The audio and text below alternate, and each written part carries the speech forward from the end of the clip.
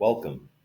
Today, we'll be taking a look specifically at the African American student to teacher ratio in the Malden public school system. We value diversity, and we're looking forward to expanding on the subject by including a range of ethnicities and underrepresented racial groups in the near future. However, in this film, due to time constraints, we'll be highlighting the disproportionate numbers of Black teacher staffing both in the past and up into Malden's diverse present. Multiple rigorous studies have shown the positive impact of teacher diversity on all learners, but most critically on Black students. While Black students account for 15% of all public school students in the US, Black teachers make up a meager 7% of the teacher workforce. Yet, in Malden, which, by the way, was recently identified as having the most diverse high school population in the state, Black teachers account for less than 5% of the teaching staff. Across the country, the teaching landscape looks similarly very white. Black teachers have shared with researchers just how rare it is to find other Black teachers in the classroom. Additionally, African American teachers expressed how teacher education has not caught up with the overwhelming need to specifically recruit and support Black and other non white educators within the teaching profession. Multiple studies demonstrate conclusively that getting more Black teachers in the classroom will immediately improve student trajectories. When Black students have at least one Black teacher by the time they enter third grade, they are 13% more likely to enroll in college. Having had two Black teachers, students of African descent are 32% more likely to pursue higher education. For Malden to achieve proportional parity, it must prioritize recruiting and supporting a more diverse faculty, both for learners currently attending school as well as for the students of tomorrow. Here we have Robin Mars, a member of my family and a former treasurer of Malden High's Black Student Union from 1974 to 1976. Gathered around her are the union's other members. Tell us how, at long last, finally having a Black teacher affected you. It affected me quite a bit. When I was growing up, there weren't a lot of teachers that looked like me at all. Until I got to my sophomore year in high school, and I had Mrs. Phillips. I was 15, I believe, and it was a time when I didn't embrace my Black identity, or I hadn't embraced it, and I felt like white was the standard. And sometimes I felt like I wasn't good enough. And it wasn't easy having to keep my hair straight, for instance, and ignore derogatory comments. Mrs. Phillips treated all of us like we were a part of a family. Between 1974 and 1976, there was a lot of racial tension just throughout Massachusetts, throughout the country, because of busing, and I wasn't one for speaking out much, especially since there were a handful of Black students in my class of more than 700 people, or more than 700 students, but Mrs. Phillips was a force to be reckoned with.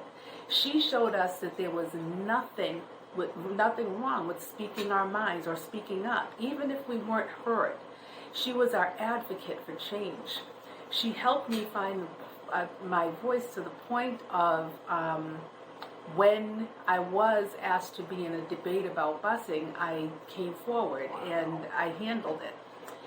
In her creating the Black Student Union, Mrs. Phillips helped me, and I believe others, embrace who we were.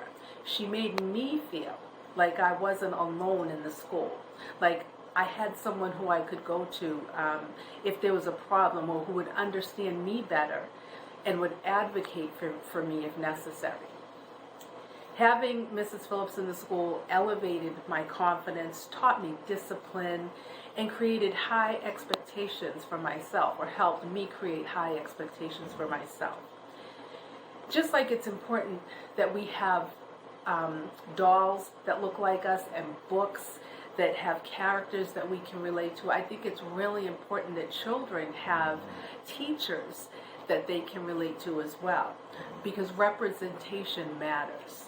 Children become what they see.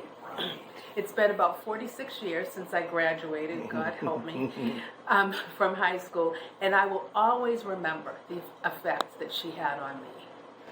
Hi, what is your name, please? My name is Jamari Foster Christopher. And where do you live? I live in Malden. And how do you identify racially? Black. Have you ever had a teacher while attending school in Malden that identified as you do? She identifies as biracial. Biracial. And what grade were you in? I'm in 8th grade right now. And what grade were you when you finally had a teacher who identified as biracial? 8th grade this year. This year. And how would you characterize that experience? Positive. Thank you. And how do you feel finally having a teacher that looked like you? Accepted. Accepted. Accepted? That's great. Okay, good. My name is Martinez McNeil, and I live in Kingston, Massachusetts. Elementary school, I went to the Maplewood School on Salem Street. And for high school, I went to Malden High School. I identify as an African American. Have you ever had a teacher while attending school in Malden that identifies as you do?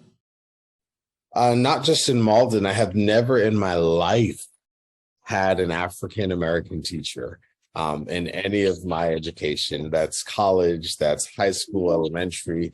Never in my life have I had a person that identified the same as me.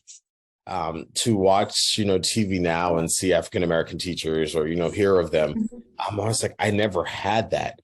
So to know that the issue exists, but to know that something like this will bring awareness to that. I'm sure it's something that people probably don't think of. I'm appreciative of this. Although I'm no longer a student, I'm appreciative of the impact that it will have on future students, such as my children and other children growing up, that they would be able to have teachers that look like them and identify with them and understand life from their lens. Would you share your dad's name with us? Martinez McNeil. Same name. There was one African-American teacher in the school, and his name was Mr. Aline. And I believe he was like a civics or a U.S. history teacher.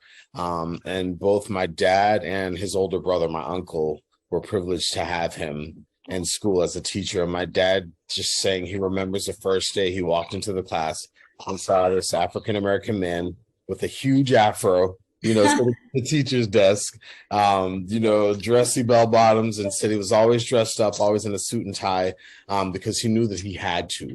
A lot of the other teachers would dress kind of casual, but he felt that because of, his ethnicity and how he may be viewed, that he had to kind of go above and beyond to be viewed the same as other teachers, which is also sad.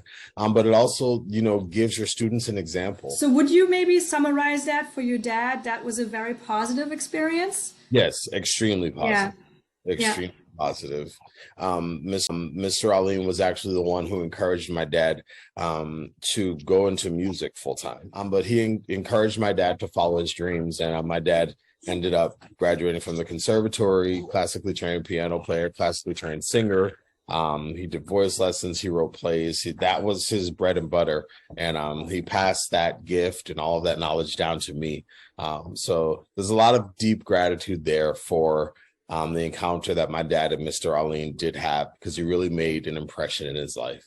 My name is Cecilia Nunez O'Doherty. Okay, can you speak to how you are involved with the Malden Public Schools? I was hired 12 years ago as an English language learner educator. I identify myself as a Latin African with various voices and cultures. How do minority students react when they meet you? I think many of them are surprised to see me. They don't really know how to analyze who I am because of how I present myself, and they're actually very impressed with the persona that I bring forward. Both my Latina-ness, my Afrocentric self, and the many dimensions of who I am, because I'm asking and I welcome all of who they are. So it's always an interesting experience with me. I recently actually have a note saying, thank you, Miss O'Doherty, for providing that confidence in me that I didn't know that I had, you know.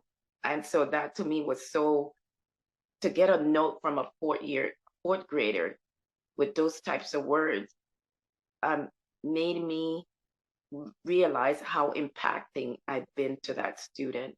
Um, but again, I always remind them that how impacting they are to me, because I have to practice the words that I'm sharing with them as well. So we're constantly in this relationship of, I'm sharing, they're sharing, and I'm, guiding them with information that's not just for now, but also to build on the self that they will be in the future. The school system is just a reflection of the community in general. Of course, the more diversity there are, the more of the self you see, and the more students feel more comfortable in bringing out and sharing more of their concerns, both academically, socially, and emotionally, and they feel much more safe. And so, yes, the more diversity, the more sense of inclusion, and then more sense of community, and then more the sense of global acceptance as well. Because if we're talking about our students, we're talking about the global community, because that's what they're bringing into the school and into the community as a whole. And I hope we continue to build on it to make Malden not just a better place, but a better community, a better citizenship